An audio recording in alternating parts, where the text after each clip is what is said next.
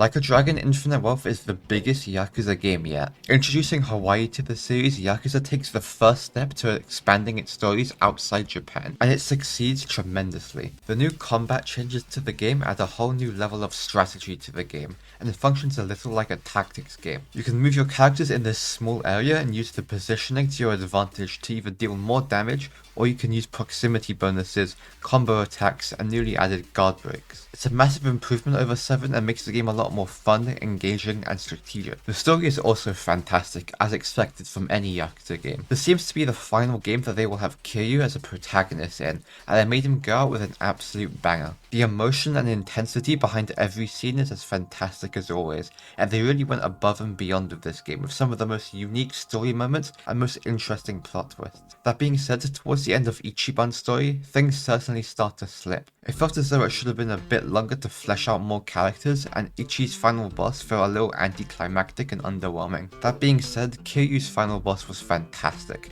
and it's such a memorable and intense fight that made me feel satisfied with the ending. Character-wise, the game also delivers greatly with some of the best antagonists the Yakuza series has done in a while. More specifically, Yamai's story arc was really good, and probably the best new character in this whole game. Some of the other antagonists and new characters were also really interesting, however I can't go too into detail because it would be major spoilers. Now the thing that I always praise whenever I talk about Yakuza games, the side content. The side content is generally the main appeal of every Yakuza game for most, but this goes above and beyond and sets a new bar for itself with just the sheer amount of high quality content it delivers. This game newly introduces a crazy taxi minigame, a dating minigame, a Pokemon Snap minigame, Pokemon 3v3 minigame, and even a whole Animal Crossing island. You could easily sink between 30 to 100 hours into this if you really wanted to. The game is enormous in size and it's all so good. It really sets the standards for modern RPGs to come. Future games should take a look at what this game is able to do and take some ideas for itself, because the sheer scale of it is praiseworthy.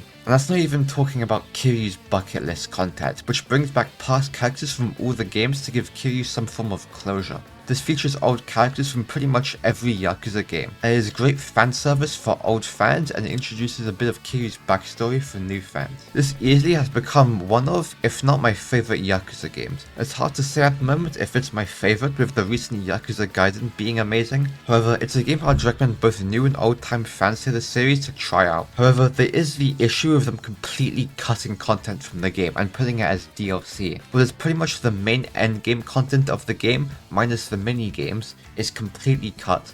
That includes an extra dungeon, a long sub-story, and new game plus. I hope this isn't the standard for the future games to come, because having to dish out more money for what should be in the base game is really disappointing. That being said, these are my thoughts on Like a Dragon Infinite Wealth, a game that almost made me cry multiple times from how damn good it was. Play this game, play the whole Yakuza series, for the love of God, these games are underrated.